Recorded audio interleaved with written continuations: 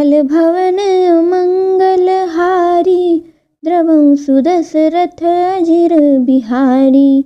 निशिचर एक सिंधु महु रहई, करि माया नभ के खग गहाई। जीव जंतु जे गगन उड़ाही, जल बिलोक तिनके परिछाई। समुद्र में एक राक्षसी रहती थी। वह माया करके आकाश में उड़ते हुए पक्षियों को पकड़ लेती थी।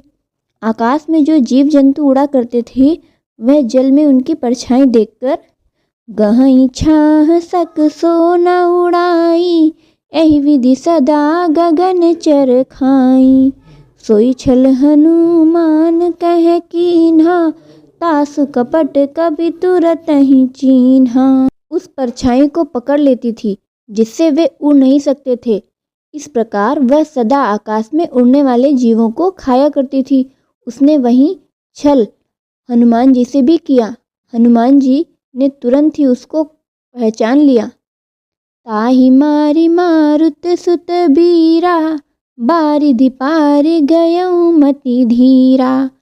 तहाँ जाई देखी बन शोभा, गुंजत चंचरीक मधुलोभा। पवन पुत्र धीर बुद्धि वीर श्री हनुमान जी उसको मारकर समुद्र के पार गए। वहां जाकर उन्होंने वन की शोभा देखी। मधु के लोभ से भौरे गुंजार कर रहे थे। नाना तरु फल फूल सुहाए, खग मृद वृंद देखी मन भाए।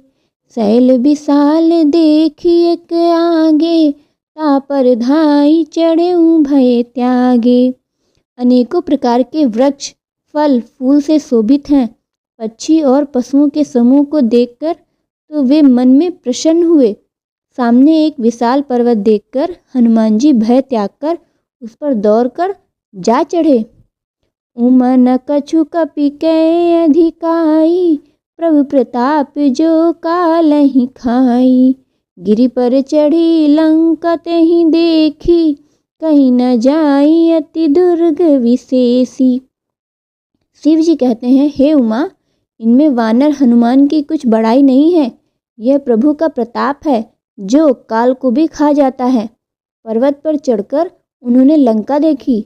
बहुत ही बड़ा किला है, कुछ कहा नहीं जाता। अति उतंग जल निधि चहु पासा, कनक कोट कर परम प्रकाशा। वह अत्यंत ऊंचा है, उसके चारों ओर समुद्र है।